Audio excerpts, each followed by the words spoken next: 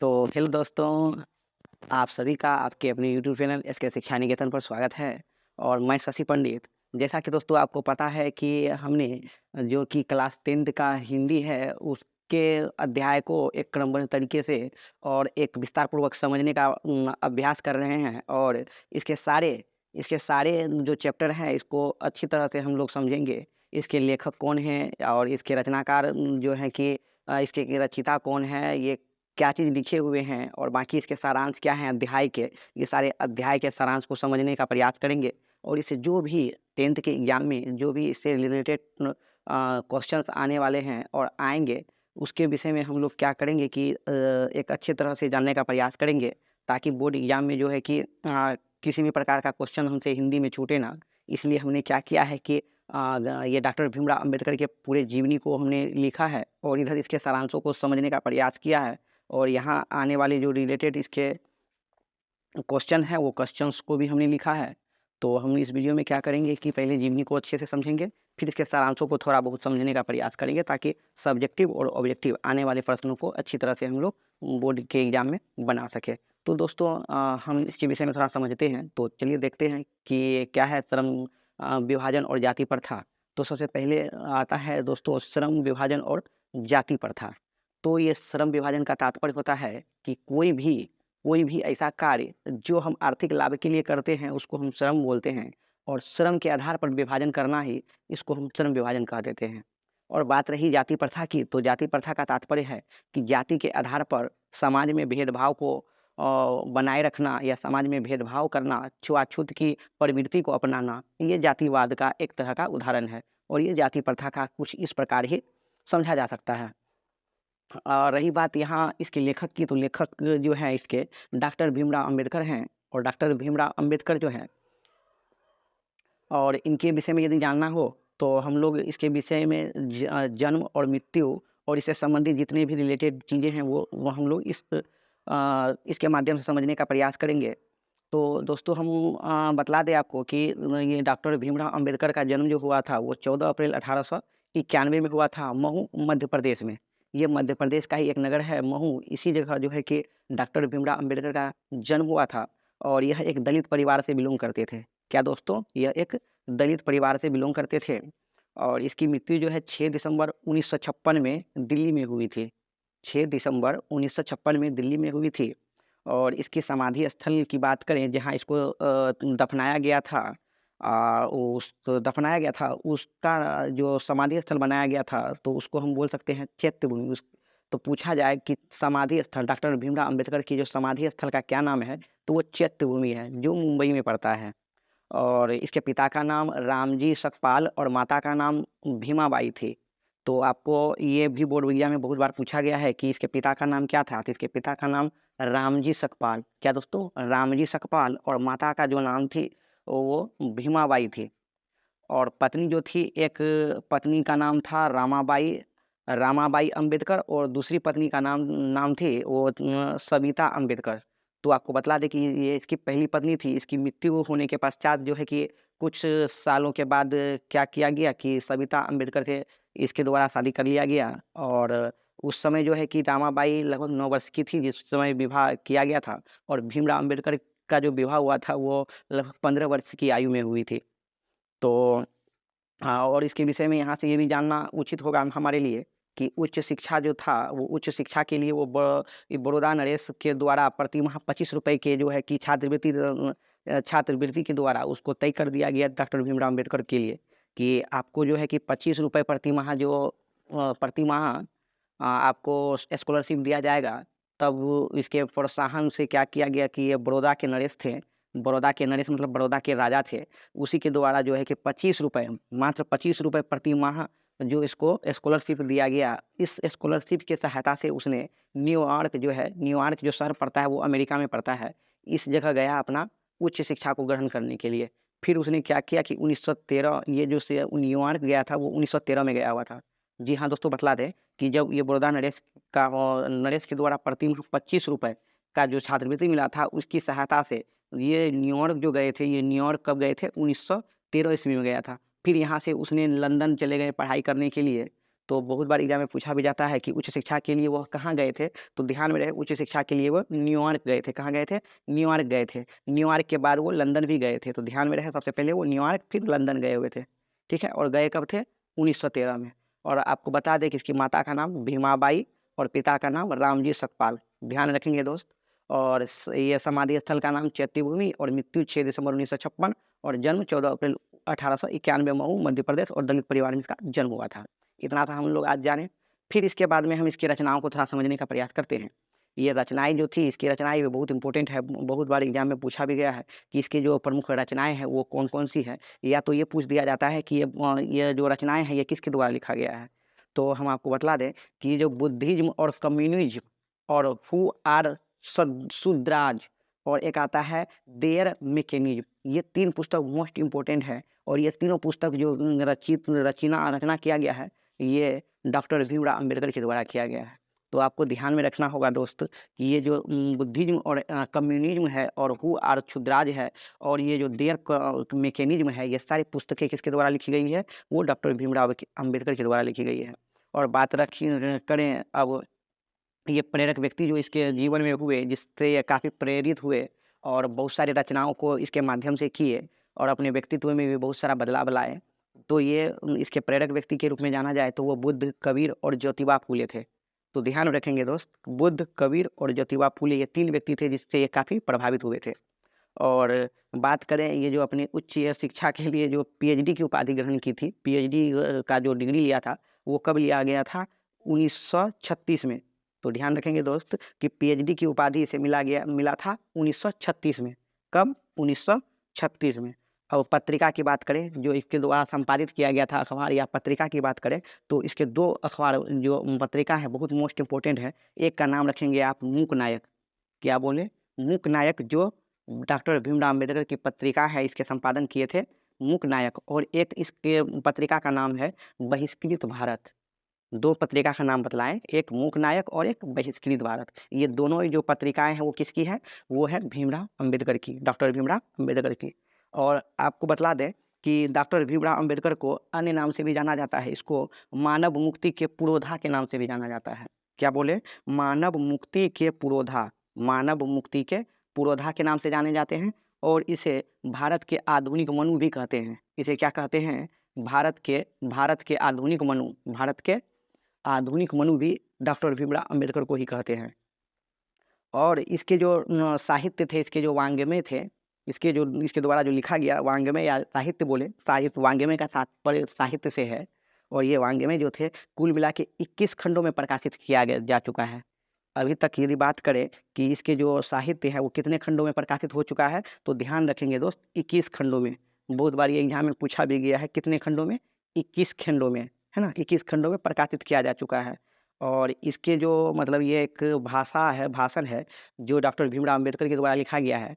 और ये जो श्रम विभाजन और जाति प्रथा आप देखते हैं, ये जो श्रम विभाजन और जाति प्रथा है कुल इसी का अंश है।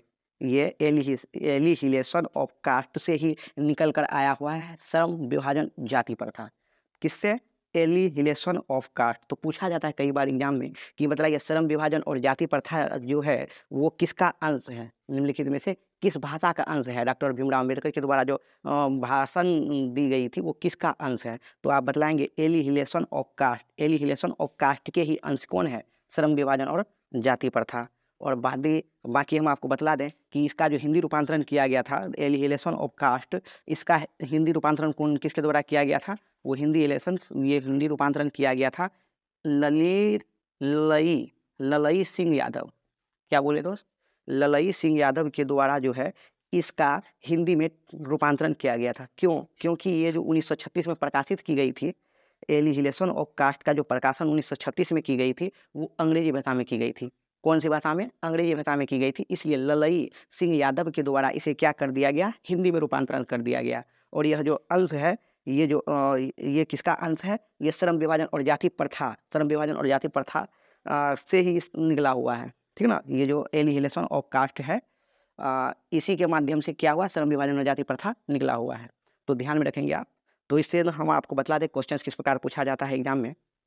तो क्वेश्चन यहाँ से इस प्रकार आएगा कि बतलाइए डॉक्टर भीमराव अम्बेडकर श्रम विभाजन और जाति प्रथा के लेखक कौन है? तो बोलेंगे डॉक्टर भीमराव अम्बेडकर। पूछा जाएगा जन्म कब हुआ था तो बोलेंगे 14 अप्रैल 1891 में। कहाँ? महू, मध्य प्रदेश में। और पूछा जाएगा यह किस परिवार से संबंधित है तो आप बोलेंगे यह दलित परिवार से संबंधित है। किस परिवार से? दलित परिवार से। फिर आता है कि इसकी मृत्यु कब हुई थी तो ध्यान में रखेंगे 6 दिसंबर 1956। कहाँ पे? दिल्ली में। फिर पूछा जाएगा इसके समाधि स्थल का क्या नाम है तो याद रखेंगे चैत्य भूमि। क्या बोले? चैत्य भूमि। फिर और ये चैत्य भूमि कहाँ है? मुंबई में। फिर पूछा जाता है कि पिता का नाम, इनके पिता का क्या नाम था तो आप बोलेंगे इसके पिता का जो नाम था वो रामजी सकपाल थे। क्या थे? रामजी सकपाल। और माता का नाम भीमाबाई। ध्यान रखेंगे रामजी सकपाल और भीमाबाई। आपको हम बता दें एक तरीका जो इसको याद रख सकते हैं आप। तो इसके देखेंगे नाम में जो है ये भीमराव जो लिखा हुआ है ना, ये भीमराव जो आपको दिखाई दे रहा है, ये भीम और राव, इसी में इसके माता और पिता का भी नाम छुपा हुआ है।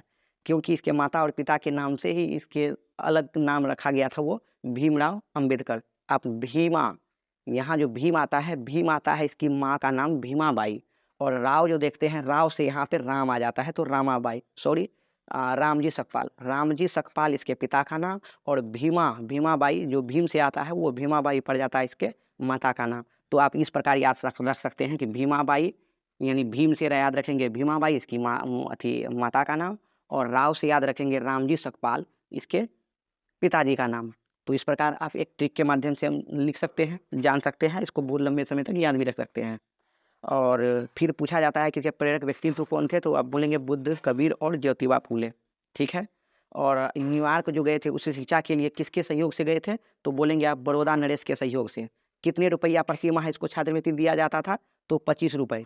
और फिर ये भी याद रखेंगे आप न्यूयॉर्क जो गए हुए थे ये कब गए थे तो बोलेंगे 1913 में। फिर इसके बाद कहाँ गए थे? लंदन में। तो इससे शिक्षा के लिए 2 जगह गए हुए थे, एक न्यूयॉर्क और एक लंदन, ये दोनों जगह याद रखेंगे आप। और पीएचडी के जो उपाधि ग्रहण किया था वो 1936 में। फिर पत्रिका जो थी, पत्रिका इसके 2 पत्रिका हैं, बहुत मोस्ट इंपॉर्टेंट है, याद रखेंगे, मूक नायक और बहिष्कृत भारत। फिर एक आ जाता है मानव मुक्ति के पुरोधा और भारत के आधुनिक मनु किसे कहा जाता है तो आप बोलेंगे डॉक्टर भीमराव अंबेडकर। फिर इसके पूछा जाएगा साहित्य या वाङ्मय कितने खंड में प्रकाशित हो चुके हैं तो बोलेंगे 21 खंडों में। फिर पूछा जाएगा कि एलिहिलेशन ऑफ कास्ट के जो रचिता है वो कौन है तो बोलेंगे डॉक्टर भीमराव अंबेडकर। और पूछा जाएगा इसका हिंदी रूपांतरण कौन किया था तो आप बोलेंगे ललित सिंह यादव। ये पूछ सकता है कि एलिहिलेशन ऑफ कास्ट के संपादक या हिंदी रूपांतरण कौन किया था तो आप बोलेंगे ललई सिंह यादव। या तो पूछ सकता है कि श्रम विभाजन और जाति प्रथा का हिंदी रूपांतरण किसने किया था तो भी आप बोलेंगे ललई सिंह यादव। और ये जो प्रकाशन किया गया था 1936 में किया गया था। तो हम आशा करते हैं दोस्त कि ये सारे चीज़ों को आप सही ढंग से समझ पाए होंगे और हद तक याद भी हो चुका होगा। और इसके कुछ मोस्ट इम्पोर्टेंट रचनाएँ हैं, Buddhism and communism, who are Shudras और देयर मैकेनिज्म। ये 3 पुस्तकें बहुत मोस्ट इम्पोर्टेंट है, तो ये भी आप याद रखेंगे। तो दोस्तों जहाँ तक हमको आशा करते हैं कि आप ये सारे सारांशों को एक जीवनी को अच्छी तरह से समझ चुके होंगे। और हम ये चीज़ को आपसे दावा करते हैं यदि आपने इस चीज़ को सही ढंग से देख लिया और एक तरह से आप अपनी कॉपी में नोटबुक के रूप में उतार लेंगे तो यहाँ से एक भी क्वेश्चन आपका छूटने वाला नहीं है। क्योंकि ये सारे चीज़ों को मैंने क्या किया है कि एक प्रीवियस से आने वाले क्वेश्चंस और इसके जो ये क्या बोलते हैं बुक, ये सारी चीज़ों को एक जगह कलेक्ट करके लिए लिखा गया है। तो जितने भी अभी तक एग्जाम में पूछे गए थे ये सारे क्वेश्चंस आपको यहाँ से देखने मिल जाएगा। तो मैं आशा करता हूँ कि आप ये उतार लेंगे। रही बात अब दोस्तों इसके सारांश को समझने की बात रही तो हम इसके सारांश को थोड़े बहुत समझने का प्रयास करेंगे।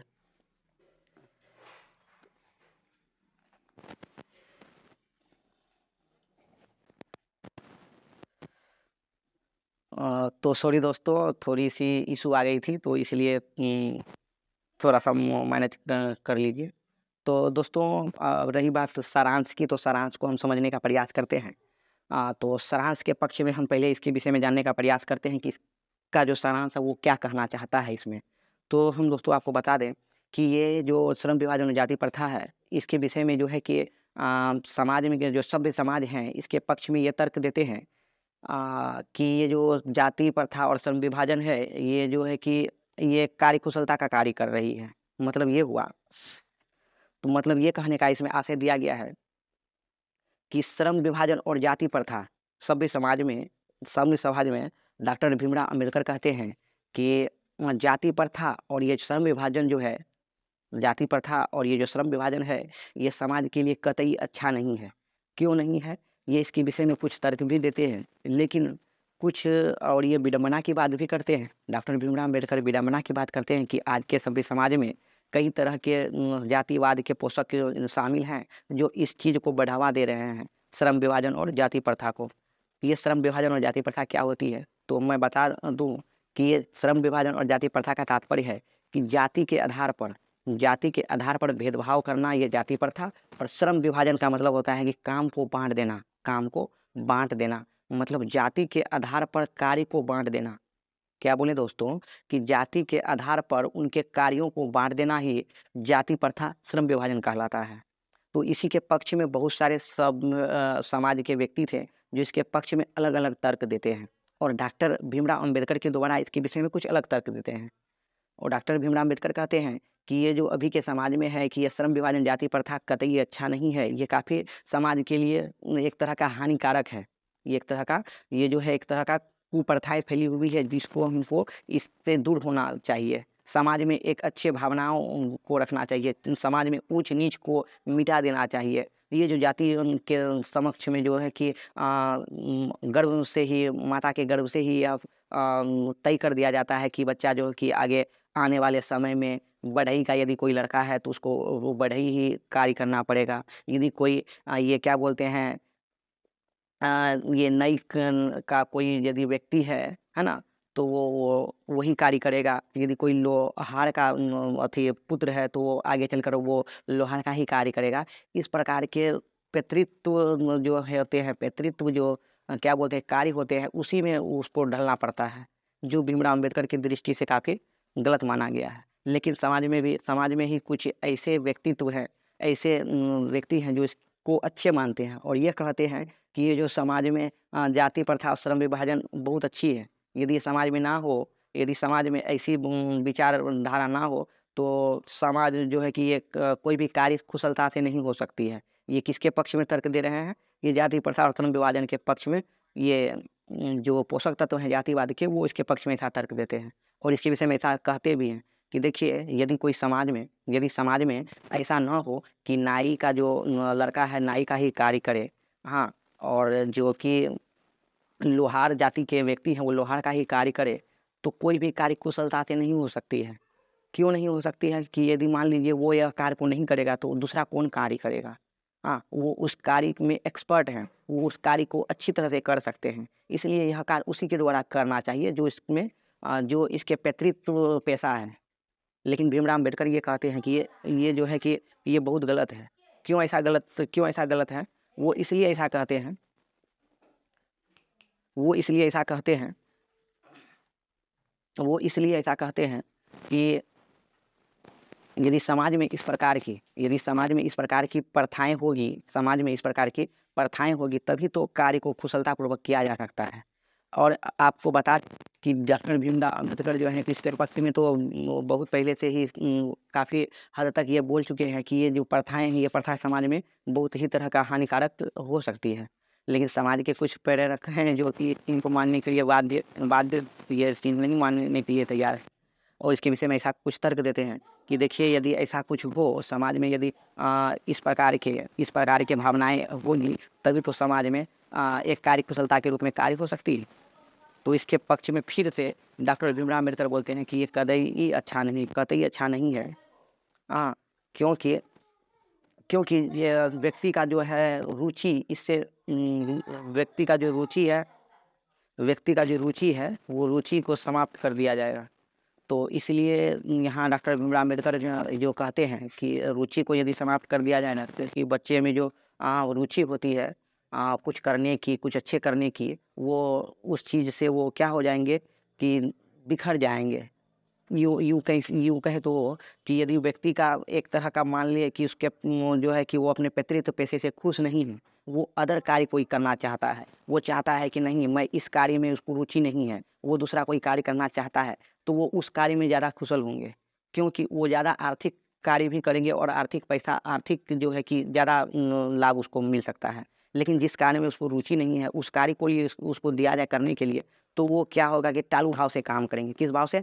टालू भाव से काम करेंगे, वो टाल के काम करेंगे, करने का मन नहीं है। जिस प्रकार ही कर देंगे अपने जीवन को, इस प्रकार उसमें निछावर कर देंगे कि ताकि उसका कुछ आर्थिक लाभ भी ना हो और एक तरह का जीवन का मुझे तो समापन उसी में हो जाएगा। तो इस प्रकार आर्थिक लाभ भी उसको नहीं मिल सकता। तो इसलिए डॉक्टर भीमराव अम्बेडकर कहते हैं कि आदमी को रुचि के अनुसार ही कार्य करना चाहिए। ऐसा नहीं होना चाहिए कि जो व्यक्ति जिस जाति का है वो उसी का कार्य करे। हाँ, तो इसलिए भीमराव अम्बेडकर इस चीज़ का विरोध करते हैं और बोलते हैं कि आदमी को रुचि के अनुसार ही काम दिया जाए, ताकि वो अपने आगे आने वाले समय में अधिक आर्थिक लाभ कमा सके और समाज के लिए एक अच्छा उदाहरण बन सके। तो इसके विषय में दोस्त बस और कुछ इतना कोई खास इसमें बोला नहीं गया है। बस यही कुछ बातों को इसमें ज़िक्र किया गया है कि ये जाति प्रथा को बढ़ावा नहीं देना चाहिए और जाति प्रथा को जो है कि समाप्त कर देना चाहिए। व्यक्ति को जो है कि अपनी रुचि अनुसार कार्य में देना चाहिए। कोई व्यक्ति यदि पैतृत्व पेशा कर रहा है तो उस पैतृत्व पैसा ऐसा नहीं होना चाहिए कि उसको पैतृत्व यानी कि जो पिता पेशा कर रहा है वही पेशा उसका पुत्र भी करे। उसका यदि रुचि किसी कार्य में है तो उसको उस कार्य के लिए दिया जाए, है ना? ताकि वो अधिक से अधिक लाभ प्राप्त कर सके, अपने जीवन को अधिक सुखमय बना सके, है ना?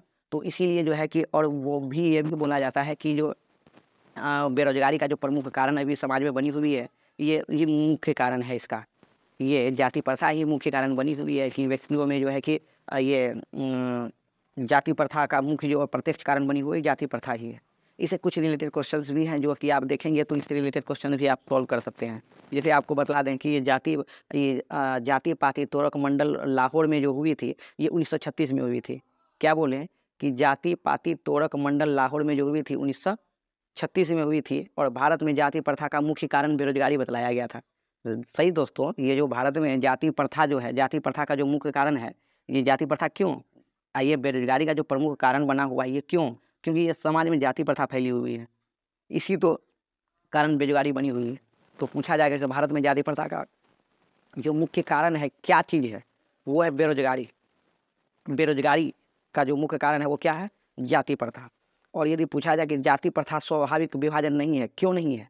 जाति प्रथा का जो स्वाभाविक विभाजन जो किया जाता है, स्वाभाविक विभाजन क्यों नहीं करना चाहिए? इसलिए क्योंकि रुचि पर आधारित यह नहीं है। कोई भी व्यक्ति रुचि के आधार पर अपना कार्य को नहीं कर सकता है। यदि कोई व्यक्ति का रुचि ये डॉक्टरी में है और उसको झूठ-मूठ लोहा का कार्य करने दे दिया जाए, तो उस कार्य को करना उचित नहीं समझेगा। इसलिए बोला है कि रुचि के आधार पर वो नहीं है, इसीलिए जो है कि ये जो जाति प्रथा का जो स्वाभाविक विभाजन है, ये अच्छा नहीं है। फिर बोला है कि विडंबना की बात, लेखक विडंबना की बात करते हैं कि जातिवाद के पोषकों की कमी नहीं है। समाज में अभी भी ऐसे जातिवाद हैं जो अभी भी इस चीज़ को मानने के लिए तैयार हैं कि ये सही है, जो कि डॉक्टर भीमराव अम्बेडकर के द्वारा गलत बतलाया गया है। तो इसलिए लेखक इस बात की विडंबना करते हैं कि अभी भी जातिवाद के पोषक की कमी नहीं है, ऐसा मानने के लिए। तो फिर ये भी बोला गया है कि इसमें आदर्श समाज, यदि आदर्श समाज में ऐसी भावनाएँ होती है कि स्वतंत्रता, समानता और भ्रातृत्व का भाव होता है।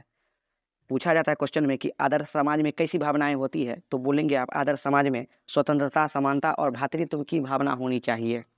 और ये जो आदर्श समाज है, ये जो भ्रातृत्व की भावना होती है, ये भाईचारा जो होती है, भाईचारा किस प्रकार की होनी चाहिए? दूध और पानी के मिश्रण के समान होनी चाहिए। जिस प्रकार दूध और पानी का मिश्रण को हम फिर से अलग नहीं कर सकते, एक दूसरे में घुल-मिल जाता है, ठीक उसी प्रकार समाज में भ्रातृत्व की भावना, जो भाईचारा की भावना होनी चाहिए, कुछ इस प्रकार ही होना चाहिए, दूध और पानी के मिश्रण के जैसा। और बेरोजगारी का जो प्रमुख और प्रत्यक्ष कारण बनी हुई है, वो जाति प्रथा है। बताएँ, जाति के आधार पे जो कार्य को बाँट दिया जाता है, जाति के आधार पर ही ऊँच-नीच का जो फ़र्क किया जाता है, यही एक प्रमुख कारण बनी हुई है बेरोजगारी का। तो आपसे पूछा जाए कि बेरोजगारी का प्रमुख और प्रत्यक्ष कारण क्या है? तो बोलेंगे आप जाति प्रथा है। ठीक है दोस्त? और यदि पूछा जाए कि आर्थिक पहलू से अधिक हानिकारक कौन है? तो आप बतलाएँगे आर्थिक पहलू से भी अधिक हानिकारक जाति प्रथा है। ये इस टर्म को आप समझने का प्रयास करेंगे। आर्थिक पहलू से जाति प्रथा क्यों हानिकारक बतलाया गया है? क्योंकि आपको बता दें कि यदि कोई व्यक्ति जाति के पेशा के अनुसार, जाति प्रथा के अनुसार यदि कार्य करता है, उसको उस कार्य में रुचि नहीं होगी। रुचि नहीं होगी तो वो कार्य को करना नहीं चाहेगा और कार्य नहीं करेगा तो वो क्या होगा कि वो अधिक से अधिक धन ना कमा के बहुत कम ही धन कमा पाएगा।